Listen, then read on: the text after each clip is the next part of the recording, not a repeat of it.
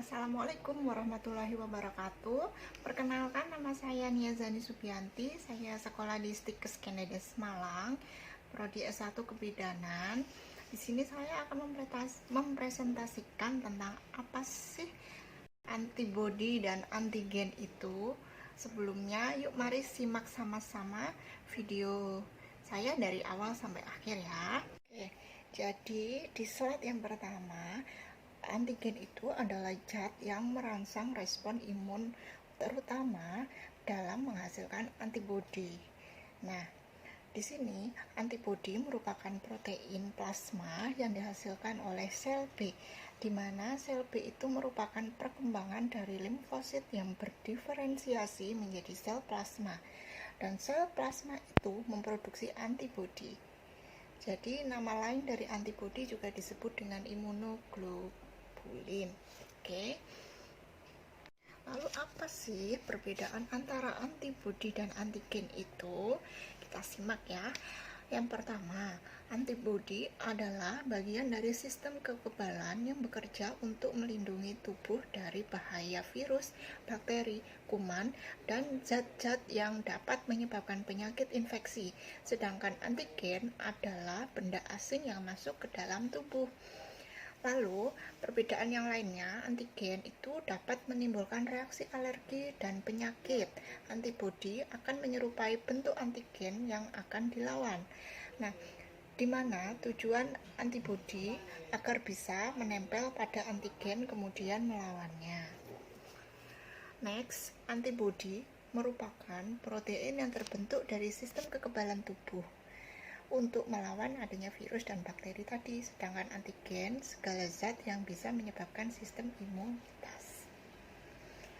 Lalu ada lagi perbedaan yang lain, yaitu antigen itu memiliki dua bagian, yaitu determinan, di mana yang berfungsi untuk membangkitkan respon imunitas atau kata lain dapat menginduksi pembentukan antibodi, dan hapten.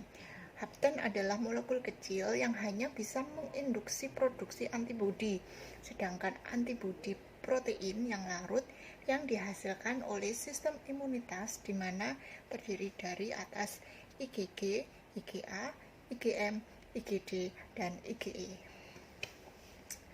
Lalu perbedaan yang terakhir adalah antibodi itu memiliki sisi pengikat antigen pada daerah variabel, dan antigen memiliki sisi penghubung determinan atau epitope. Ada lagi satu nih perbedaannya, yaitu berdasarkan kemampuan berikatannya, antigen ini cenderung memiliki sifat multivalen, sedangkan antibodi selalu bersifat bivalen. Nah, jadi apa nih yang dimaksud multivalen dan bivalen? Nah, nanti kita bahas ya. Oke, tadi udah jelasin pengertian antibodi dan antigen, terus perbedaan antibodi dan antigen. Sekarang saya akan menjelaskan masing-masing, yaitu antibodi dan antigen. Yang pertama-tama adalah struktur tubuh antibodi itu sendiri. Apa sih? Molekul antibodi itu secara garis besar dapat dipresentasikan seperti bentuk Y ya. Di video ini sudah cukup jelas ya.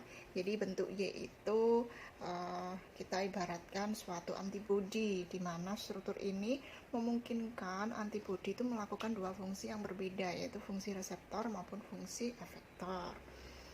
Nah, di video kali ini di mana dari bentuk antibodi ini ada suatu penghubung yang untuk mengikat antibodi itu sendiri.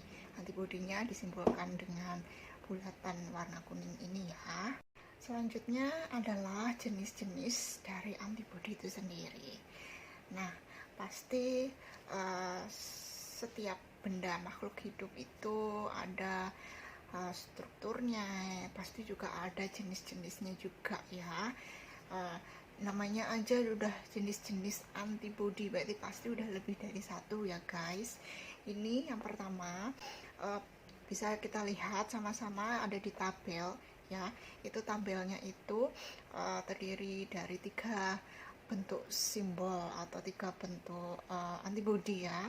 Yang pertama itu berbentuk Y-nya itu individu gitu ya, Y aja gitu.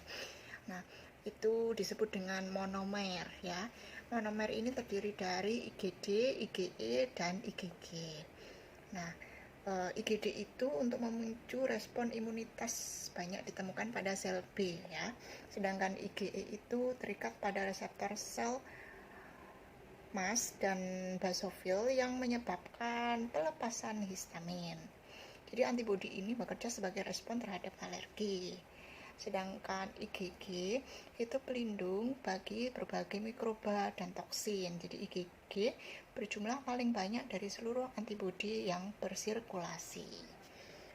Lalu ada di tabel kedua itu seperti huruf Y ada 2, lalu di tengahnya ada kayak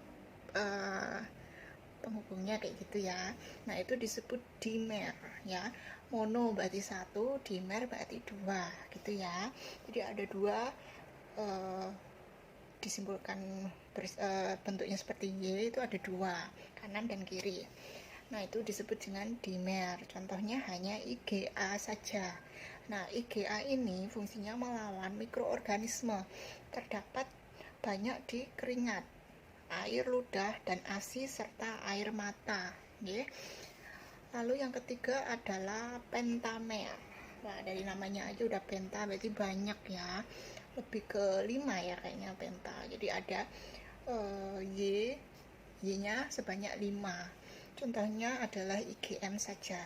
Nah, IgM ini sendiri adalah antibodi pertama yang tiba di tempat infeksi. IgM ini menetap di pembuluh darah dengan memperbanyak produksi sel fagosit ya. Slide selanjutnya adalah struktur dari antigen ya. Struktur antigen ini berdasarkan sumbernya itu terdapat 3 macam ya, yaitu autologus antigen, ada homologus antigen, lalu ada heterologus antigen. Nah, autologus antigen ini berasal dari individu yang sama dengan yang terkena antigen ya. Sedangkan homologus ini adalah antigen yang berasal dari individu lain tetapi masih dalam satu spesies yang sama. Nah, sedangkan heterologus adalah antigen yang berasal dari individu yang berbeda dari spesies yang berbeda pula. Lalu, sedangkan berdasarkan dari kemampuan berikatannya, antigen ini cenderung memiliki sifat multivalen, dan sedangkan antibodi bersifat bivalen. Nah, tadi kan aku janji mau jelasin ya. Jadi yang dimaksud sifat multivalen, namanya aja udah multi ya, berarti antigen ini memiliki lebih dari satu tempat perekatan ya dengan antibodi. Artinya bahwa antigen dapat dikenali oleh lebih dari satu antibodi dikarenakan memiliki lebih dari satu macam titik pengenalan. Nah, antibodi cenderung bersifat bivalen. Kenapa kok sifatnya bivalen? Yaitu antibodi hanya spesifik pada satu antigen saja. Oke. Dan sifat antigen dan antibodi ini dapat diketahui bahwa satu antigen itu perlu dicoba untuk lebih dari satu antibodi agar dapat dikenali dengan tepat dan dapat bereaksi dengan antibodi. Jadi kemampuan antigen untuk dapat bereaksi dengan suatu antibodi itu dipengaruhi oleh struktur dari antigen yang masuk ke dalam tubuh. Adapun faktor-faktor yang menentukan struktur dari suatu antigen antara lain urutan asam amino dalam rantai polipeptida penyusun proteinnya, sedangkan pelipatan rantai polipeptida dalam membentuk struktur 3 dimensi suatu protein dan konfigurasi dari molekul protein penyusun suatu antigen. Nah, daerah pada antigen yang dapat membentuk kompleks dengan antibodi disebut juga determinan antigen atau istilah lainnya adalah epitope ya. Jadi strukturnya antigen ini ada epitope ya, nanti ada video. Nah, di slide ini ada video di mana struktur antigen itu ada epitope, yaitu untuk membentuk daerah pada antigen yang dapat membentuk kompleks dengan antibodi ya. Nah, Antigen determinan atau epitope juga ini dapat diartikan sebagai daerah pada permukaan suatu antigen yang berperan dalam pembentukan kombinasi yang spesifik dengan antibodi. Biasanya struktur determinan itu tersusun oleh peptide yang khas dan terikat secara kovalen dengan ikatan disulfida. Jadi dari penjelasan tadi sudah dijelaskan bahwa antigen, antibodi, definisinya apa, lalu perbedaannya apa, serta struktur dari masing-masing antibodi dan antigen. Jadi kalau untuk antibodi itu adalah dia memiliki paratope, sedangkan antibodi epitope ya. Jadi untuk menghubungkan antara antibodi dengan antigen. Jadi kalau nggak cocok ya nggak bakal bisa menyatu, seperti itulah. Untuk klasifikasi antigen ya, di sini dapat diklasifikasikan dari jenisnya berdasarkan asal, determinan, spesifikasi, dan bahan kimianya. Jadi ada 3 ya klasifikasi antigen. Yang pertama berdasarkan dari asal, yaitu eksogen karena berasal dari luar tubuh, sedangkan endogen karena berasal dari dalam tubuh. Lalu berdasarkan determinan, yaitu komponen antigen itu dapat menginduksi atau memicu membentuk antibodi. Nah, di sini terdiri dari unit determinan univalen, unit determinan multivalen, multideterminan univalen, serta multideterminan multivalen. Lalu yang ketiga berdasarkan spesifitas.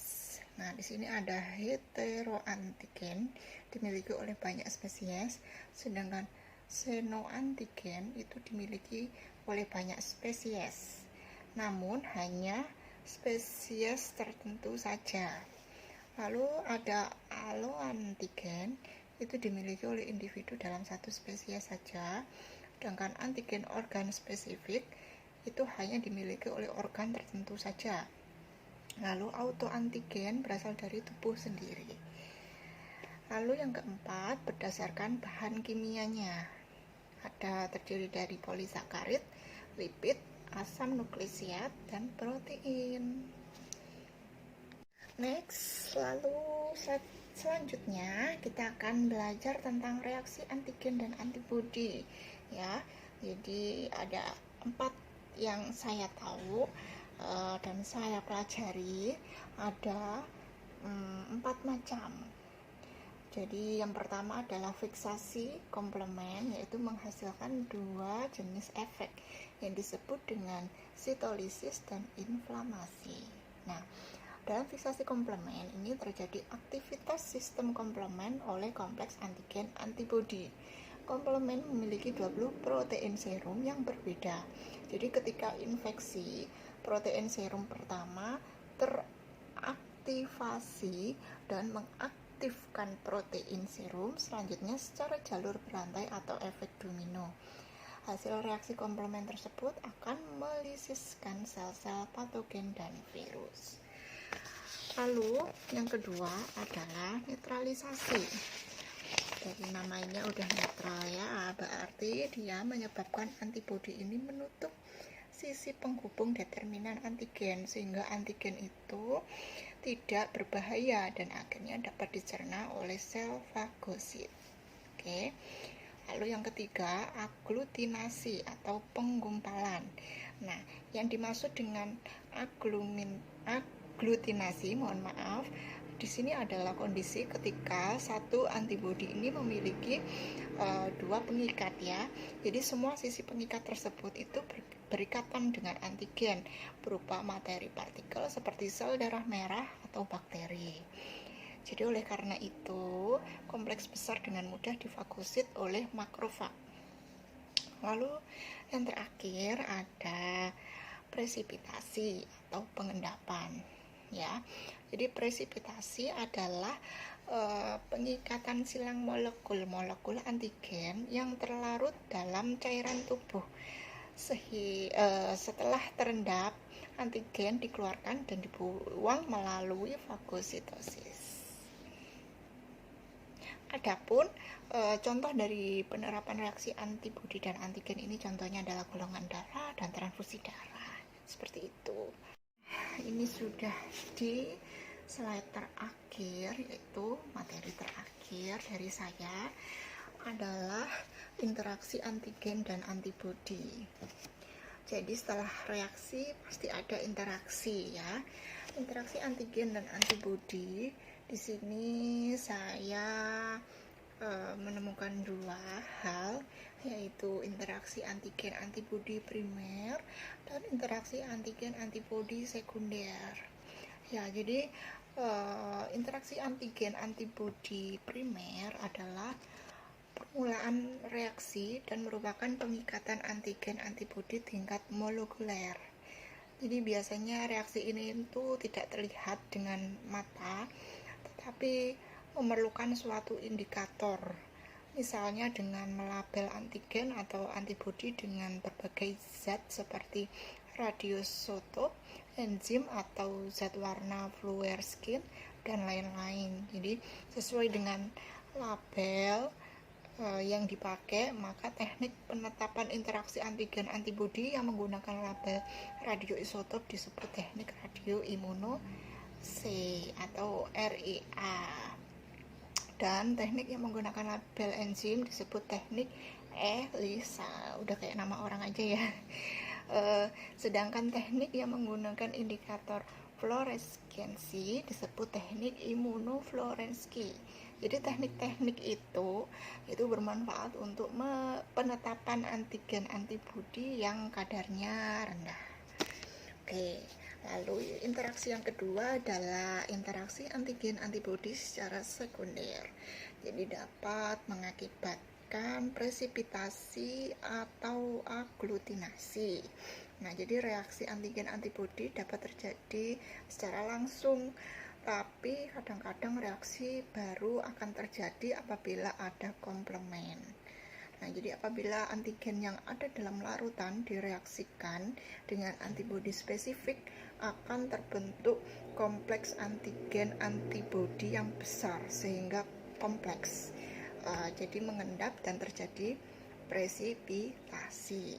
Nah, bila antigen itu terikat pada suatu partikel, misalnya partikel lateks, kuman, eritrosit, maupun partikel lain, maka interaksi antibodi tersebut menyebabkan terjadinya gumpalan atau aglutinasi yang sudah dijelaskan tadi ya.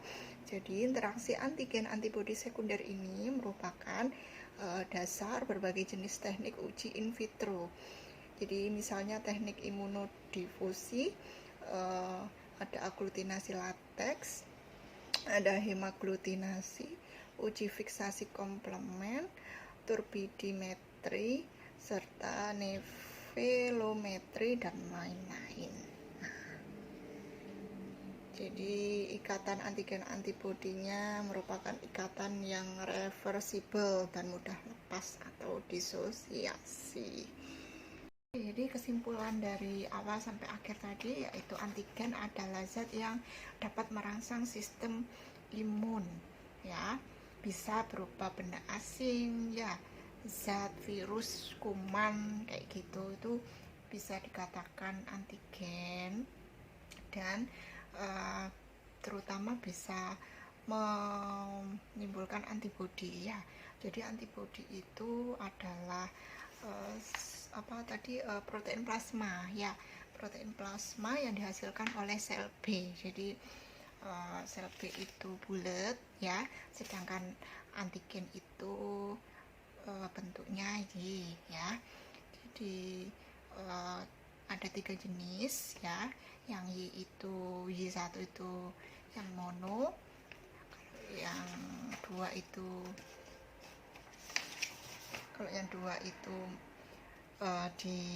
dimer, lalu yang ketiga adalah pentamer ya. Terus diantara itu terbagi menjadi IgD, IgE, IgG, IgA, dan IgM. Nah, selanjutnya adalah strukturnya. Oke, dari struktur antigen dan antibodi itu sebenarnya hampir sama ya, hampir sama, di mana keduanya itu memiliki pengikat. Jadi pengikat yang saya maksud tadi itu adalah kalau untuk antigen itu namanya epitope, sedangkan untuk antibodi itu namanya paratope ya. Jadi epitope dan paratope ya. Jadi harus ada pengikatnya. Kalau tidak ada pengikatnya, jadi nggak bisa mengikat antibodi. Kalaupun ada tapi tidak cocok, maka tidak bisa mengikat. Jadi seperti itu. Lalu ada reaksi dan interaksi tadi ya. Sedangkan reaksi antibodi dan antigen itu apa? Misalkan dapat suatu contoh penerapannya yaitu golongan darah dan transfusi darah, seperti itu. Jadi perlu dicocokkan dahulu golongan darahnya apa sehingga tidak menimbulkan reaksi ya, karena bila terjadi suatu reaksi itu biasanya muncul suatu ketidakcocokan dari proses pengikatan antara antibodi dan antigen itu tadi. Sedangkan kalau misalkan kita divaksin, kenapa kok harus divaksin? Padahal vaksin itu juga virus ya. Virus berarti sama dengan antigen. Nah, tapi dari antigen itu kan bisa menciptakan antibodi. Nah, jadi virus atau vaksin itu yang sudah dilemahkan itu tadi dimasukkan ke dalam tubuh, tujuannya untuk mengikat sel plasma B itu tadi supaya dia membentuk suatu antibodi, di mana di dalam tubuh itu kan yang dimaksud antibodi itu kan imun ya, untuk mempertahankan daya tubuh lah ya, bahasa awamnya seperti itu. Jadi apabila kita menciptakan virus di dalam tubuh kita, sehingga antibodi itu akan mengikat dan membentuk antibodi. Jadi apabila akan munculnya benda asing lagi atau virus, misalkan COVID, nah jadi COVID yang akan masuk ke dalam tubuh kita itu, di tubuh kita sudah ada antibodinya, sudah ada kode yang sama dari imunisasi, dari vaksin yang itu tadi ya. Jadi tubuh itu mendapatkan konfirmasi bahwa oh ini ternyata sama kodenya, jadi aman. Jadi di tubuh kita itu tidak menimbulkan gejala atau reaksi sakit seperti itu. Cukup sekian presentasi dari saya tentang antibodi dan antigen. Semoga dapat bermanfaat, dan terima kasih bagi yang sudah menyimak dari awal sampai akhir. Sekian, wassalamualaikum warahmatullahi wabarakatuh.